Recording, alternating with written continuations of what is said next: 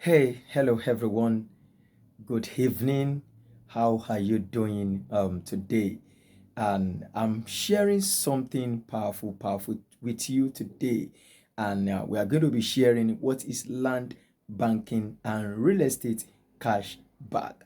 And I'm going to be showing you a video by one of my mentor in real estate industry. Yes. My name is Adisa Adewale, your real estate investment coach here in Lagos, Nigeria. I'm the CEO of GW Property. So in this video that I will be showing you right now, I'm going to be showing you what is land banking. Land is one of the greatest assets that many generations have become wealthy by owning a landed property. And what this video is going to show you is to open your eyes to the opportunity that lies in land banking right now. And to do justice to this, join me as I welcome the number one most sought after in Africa, Dr. Stephen Akintayo. He's going to be doing a justice good morning, to everyone. this land. How are you today? My name is Stephen Akintayo. I'm Africa's most sought after investment coach. I'm a serial entrepreneur. I just want to show you in 10 minutes the reward of land banking. So this particular property is in Victoria Island. First of all, those of you who are always afraid of water, this is VI. What do you see? Okay, this is the lagoon. Can you see the lagoon? If you can see the lagoon, can you type I can see the lagoon? Now that's to my right. Now to my left is the Atlantic Ocean. Can you see the Atlantic Ocean right there? You see? Okay, so now in the middle, what are you seeing? This is VI. Okay, this is one of the best parts of Lagos. However, here you can see empty land. Can you see this land that has been fenced? This is about an acre or two. This is another acre. Do you see this also another acre? Do you see this also another acre? If you are seeing what I'm saying, type I can see. Now look at it. To this left is developed. To the right is developed. Now the question is, when did the owner of this land buy this land? Why did they fence it and leave it? When? I can assure you, when they bought this land, it was probably going for 100,000, 30 years ago, maybe. I don't know. But as I speak to you, this acre cannot be less, ladies and gentlemen, than it's going to be going between 4 to 6 billion naira. What you are seeing here, at least not less than 3 billion. What you're seeing here, not less than 3 billion. Can you see empty land? And that's what we're saying when we say land banking. Is to say go into the future, okay, look for a location that will develop. And some of the factors you look at is even water that some of you always run away from. So you look for places that has potential to develop, then you buy it ahead of time. You leave it for it to appreciate. Years later, you are selling it for, 100 times, 1,000 times the amount you bought it. And it's the best form of investment, because if you have left that same amount of money in the bank, let's say you left 100,000 in the bank in the last 30 years, even if they were giving you interest, how much would that amount be? And you and I know that inflation has hit that money. So what your 100,000 could have done 30 years ago, you can't do now.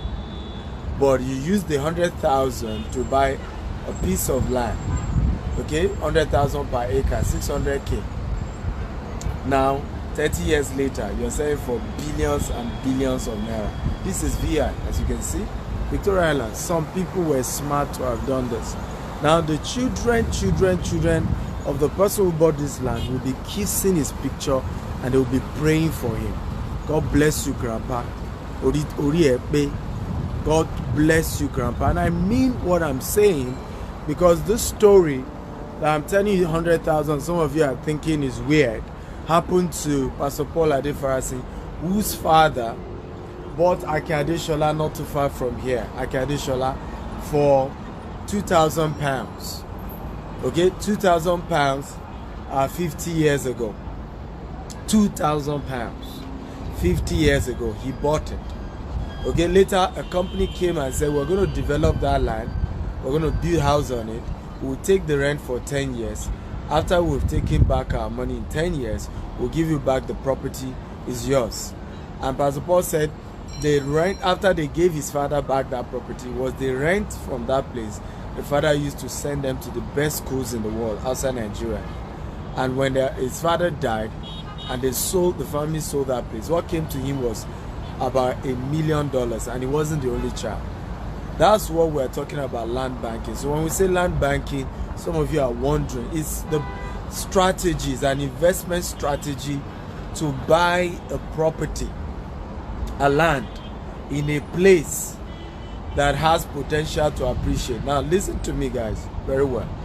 Probably they bought this land 50 years ago or 30 years ago or whatever year ago, right? They bought this land.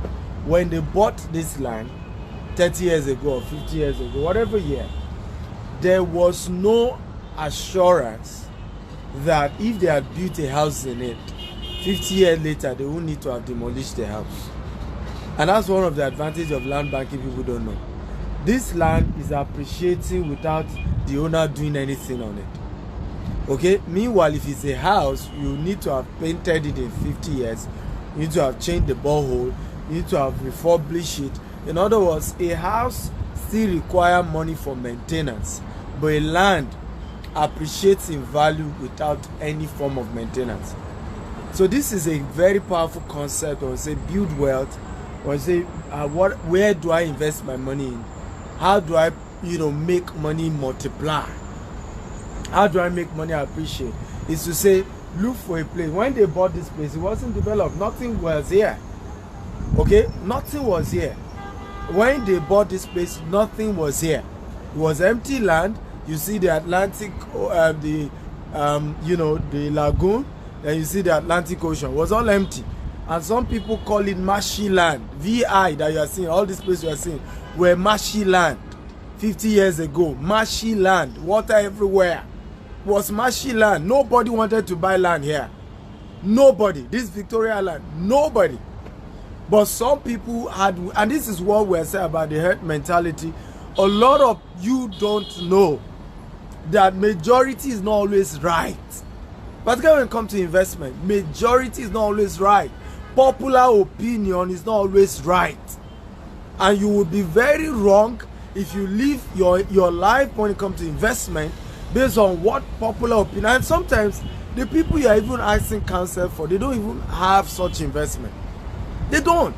Many of us are used to asking friends who have not built wealth about wealth matter. If I ask you now, for example, come on guys, where is everybody? I'm not seeing comments. Okay, can see some comments now. If I ask some of you, when you wanted to buy your first landed property, the majority of those you started asking questions from, did they have property themselves? Your cousin, your brother, they don't even know jack about investment. Yet they are the ones saying, Uncle Mimofe Rale Konseko Kilero. I mean, what is it going to tell you? What's it going to tell you? Rather than look for people who already have invested before and say, share your experience with me. Share your secret with me. You bought a lot of property in Lagos. How did you do it? What are the strategies? So always learn that when picking investment advice, don't go with everybody say popular opinion. It's not always right. But when it comes to building wealth, it's not always right. People who ran away from Victoria Island, they missed it. They missed it. You know where people used to buy land in those days? Mushin. Yes, Ojuelegba. At some point, Bariga. That's where people used to buy land. They used to consider VI a marshy land and a worse place to invest in property. That's what they used to call Victoria Island, marshy land. I'm talking about 60 years ago, 70 years ago. Ask those who know, they will tell you. In fact, you know, Surulere people used to run away from because it was outskirts. But see what it has become today. And that's why I'm saying again, popular opinion doesn't always help when it comes to investment. It's not what majority of people are saying. I'll give an example. Why were people running from VI? most people told them that the lagoon and the Atlantic Ocean will destroy them. That's what they were saying to them 60 years ago, 50 years ago. That's why somebody didn't invest in this land. That's why somebody didn't buy properties in this location. Because family members say, oh me. Has water taken these people away? Talk to me, guys. I need your answer. Has water taken these people away? This VI rental hotel is there. Has water taken these people away 50 years later? Okay, 100 years later, has water taken them away? Popular opinion doesn't always sell. And that's what you need to know when it comes to investment. Okay, majority of opinion is not always right. Everybody say, no, go buy dry land. It doesn't appreciate like wet land. You have seen it here. This is real. This land you are seeing that has been fenced was marshy. Okay, wasn't dry. Is it not dry now? Over time, as everybody else built their own houses, okay, the place got dried up. As people did their own drainage, the place got dried up. So, have you learned something today? If you've learned, type I've learned.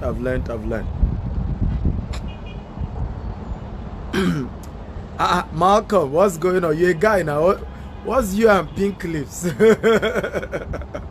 Can you imagine, Malcolm?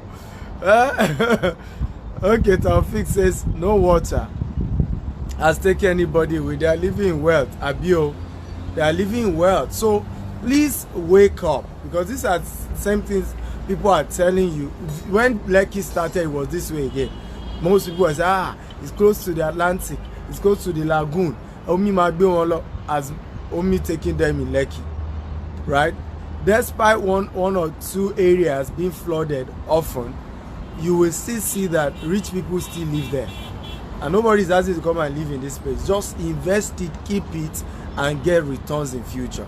Same thing is what we are telling you with Ibejuleki. Invest now in Ibejuleki. Okay, don't let them tell you in future and say, I remember a man Steve Actor used to come on Facebook every day, tell us that we should invest, and I just felt, I'm not sure. Ìgbẹ̀yìn ní dùn olóko àdá. Ìgbẹ̀yìn ní dùn olóko àdá is in the end that the man who farmed with cutlass begin to regret. If you want to be a great investor, you have to be ahead. You don't wait to buy land, you buy land and wait. You have to see ahead, you have to have foresight. You have to take action when it is not popular. Okay? And you have to know for yourself what is right. The decision is ultimately yours and not friends and opinion. Let me ask you guys a question. When you buy cars, how many of you call family members to seek their counsel when you want to buy cars? You just go and buy the car. So why? And a car is not an asset. A car is a liability. How many of you know? If you know, type I know. A car is not an asset. A car is a liability. If you know, type I know. So why is it that when you now come to place of asset, when it comes to property, which is an asset, you want to call entire Lagos before you buy property until you get everybody to discourage you? And then years later, you say, but I bought that land, but people kept telling me it wasn't a, and that's where people miss it. Damilola Okunlola say, Ibejuleki is perfect. I took your advice, invested. There is, great. Okay, good to know. Good to know. So, guys, that's all I want to share with you. Thank you for watching. Thank you for listening. Share this video with your friends, your loved one. Let them just see a practical example of land banking in VI. This land was probably gotten 30, 50 or so years ago. It was nothing, it was peanut. They probably got it for £2,000, £3,000 in those days. And fenced it round and left it. Today is worth billions. Billions. In fact, Nigeria didn't know what a billion is when they bought this land. It's worth billions today. It's in the heart of VI. You see? It's in the heart of VI. All the big houses are surrounding the place. But when they bought it, it was empty land, marshy land. Everywhere was water everywhere. And people would probably have told the person who bought it, you are not a wise man. Why will you buy waterlogged area? But he bought it. He's a billionaire today. Even if he's dead, his children are billionaires today because they had a father that had a foresight. That's the same thing you should be thinking about. That's how to build wealth. I've told you guys a million times. If Africa and Africans will be respected, we need to think asset and not liability. If we will be respected, we need to think asset and not liability. I repeat it. If we as Africans will be respected, we need to think asset and not liability. The time has come to start thinking future, investment that secures a glorious future. And let's stop reacting. Okay, let's stop reacting. I love you. If you have more questions, feel free to send me a DM. Good day. Happy Monday. I love Mondays, you know me.